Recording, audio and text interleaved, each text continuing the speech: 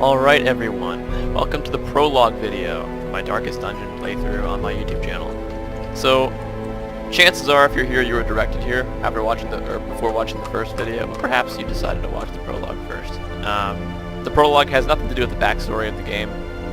There is a good bit of lore to Darkest Dungeon, I guess, but we're not going to go over that. This is to explain a couple of the basic game mechanics, so when we get into episode 1, and I'm not, I'm just not thinking to talk about some really basic stuff, you as a brand new player to the game, or viewer on YouTube, will understand a little bit of how the game works. So I won't be going in totally blind. For the more experienced players, you have no reason to watch this unless you want to hear me ramble for however many minutes it takes. So, anyway, there's two panels in Darkest Dungeon that are areas of management. One is the estate here, and the other one is this screen, A mecca of madness and morbidity. Your work begins. So, these are really the only two screens. Let me rephrase this. On this screen here, you get to choose what dungeon you want to go on. And back in the hamlet, you get to use the various functions of different buildings to affect your party and affect their combat strength, cure stress, etc. So, let's get into the goal of the game here. Darkest Dungeon is a fairly straightforward objective. Up here, there's something called the Darkest Dungeon. This is your objective of the game. If you successfully clear all 4 levels of the Darkest Dungeon, you win. Credit screen rolls, final cutscene rolls, and the game is over. Fairly simple concept, right? There have been some video games produced in the past that are kind of like this, where your objective is known at the very start of the game. And that's it. All you gotta do is clear the Darkest Dungeon and you win. Getting to that point in the game, though, is quite a journey. And even clearing the first mission is incredibly difficult. So that's pretty much all that is explained about that menu. I might talk about it a bit later. Here in the estate, there are 2 resources you need to manage. Gold, in the bottom left here, and what I'm going to classify as building requirements. There are 4 different resources here, and gold is its own resource. But building requirements are used to upgrade the buildings. That's effectively all they do. Whereas gold can be used to treat stress, gold can be used to purchase trinkets, gold can be used to purchase upgrades, gold can be used for a lot of, for almost every function in the game apart from upgrading buildings themselves. I think that gold is debatably more important than building upgrades. Although they're both very, very important and should not be overlooked.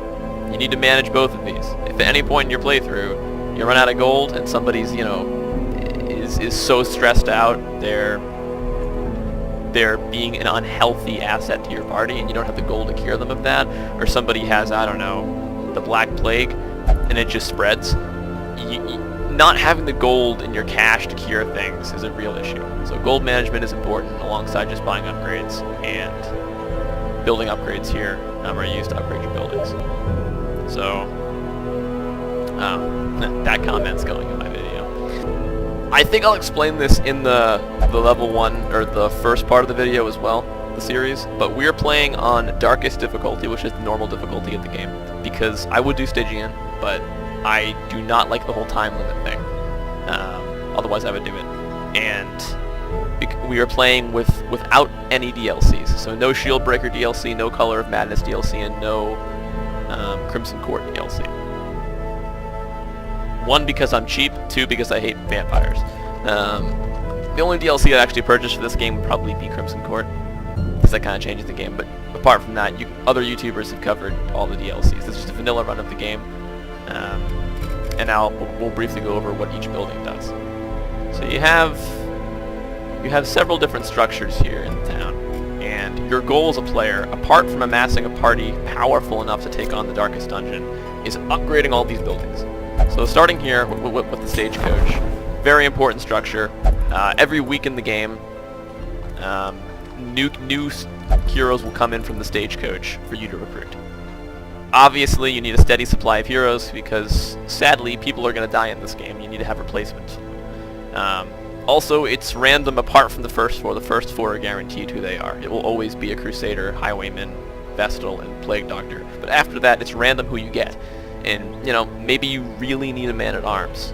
And, you end up seeing a whole bunch of lepers. You just want to stop playing this game. But the stagecoach has several upgrades. I would say they're probably some of the most important upgrades in the game. The first one here increases the amount of heroes, so it goes to 3, then to 4, 5, 6, and 7 available heroes, I believe. The barracks increases how many heroes you can have in your roster over here. Both of these are super important upgrades, like ridiculously important, because you're gonna want a roster of probably 20, if not really strong heroes to take on the Darkest Dungeon, unless you're some kind of insane player, which I'm not. And you're gonna need the roster upgrade for that. As for experienced recruits, you get a chance for them to appear with upgraded gear, upgraded levels. I'm not sure how gimmicky this is. I don't imagine this is actually that good, but anyway, that's. I'm not quite sure on that. The tavern here, which I actually can't even open because this is week 1. Good job, Panzer. The tavern and the abbey. Both are stress relief structures. That's their goal. Your characters get stressed out, you put your character in the building, it cures their stress for a cost. There's also some really bad downsides with the tavern, and some not so bad downsides with the abbey. So many YouTubers would recommend the abbey over the tavern. I completely agree with them. The sanitarium is a very complex structure. The point of it is it cures diseases, but it can also lock in quirks. Both of those things I'm probably going to go over when we get to them in the actual game. All you need to know for watching is if a character gets a really bad disease that has to be treated, sanitarium is when you take them. Also, it's possible for you to get really bad quirks, which, funny enough, I actually have them. Dismas's name is going to be changed, but we have Necromania, and I don't remember how many corpse interactable items there are in the game, but this is a nasty one that we might have to take away. I'm going to keep it for the playthrough, though. It's not like the worst thing ever, but it's pretty bad. He does have quick reflexes, though, which I think is guaranteed and is just fantastic quirk. Hard Noggin's kind of meh, but quick reflexes is awesome. I think Reynold's fine. I don't think well, Doctor Dad isn't too bad. Kleptomaniac's awful, but, you know, he's guaranteed that. Guild, important. Guild is used to upgrade your character's skills. Every character's skills can be upgraded 5 times. You just want the better ones. There's no downside to upgrading your skills. You want to do that. And finally, the blacksmith is used to purchase improvements for armor and weapons. Again, no downside to doing it. It just makes your characters better. Unlike the tavern and somewhat the abbey, which stress relief can end up being really bad, there's no penalty for doing guild and blacksmith upgrades. This is where you want your gold to go. You don't want all your gold to be sucked into stress relief, and you don't want all your gold to be sucked into getting rid of bad quirks. That can happen.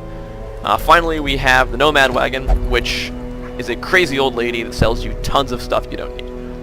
Occasionally, so let me explain that. The Nomad Wagon sells all kinds of trinkets in the game. Most of the time, you will not be buying things from her. However, occasionally, some amazing item may show up in her wagon, and you're going to want to buy it, because Darkest Dungeon gives you completely random loot, from what I understand, on almost every dungeon run. You could have amazing loot in one run of this game and terrible trinkets another run, just because of what the game gives you. The Nomad Wagon is your one way to work around that, because while she is RNG based as well, and her prices are ludicrous, she can have really good stuff in store, and there's no penalty to look inside and see what she's selling.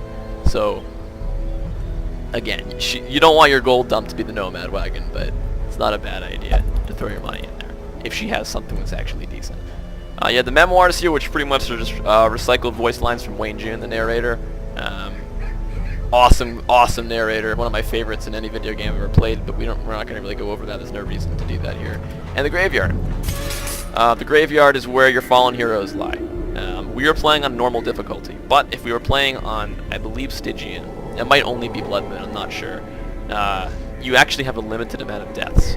If that happened, and if you actually lose enough characters just to dying, your run is over. We're not playing on that difficulty, but the graveyard shows where all your characters are, and I believe there is a way you can resurrect them. Again, I know some things about this game, but I am by no means a pro. I don't know if you can resurrect a dead character in this game. I think you can. Or there might be some interaction in the game which allows you to do it. But typically, it just shows you who died and how they died. And finally, we have the Survivalist, which is locked. And her goal is, she upgrades your camping skills. Camping skills are they're a little more advanced. We'll talk about them when we get to them. Camping skills are really, really strong. A lot stronger than most people think they are. Camping skills can really turn the tide in your favor in a dungeon, but a lot of camping skills suck. There are only a couple that are actually good.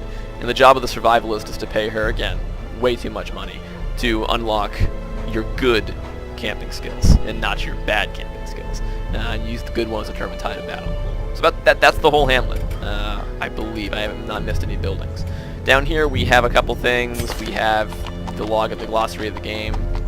You don't really need to read this. I mean, you can. It's very important if you want to go over all the terms in the game, but most of the things are fairly well explained. You got your trinket chest, super important. This holds all your trinkets. To my knowledge, it has infinite space. I've never seen someone fill this up to the point where it can't hold anymore.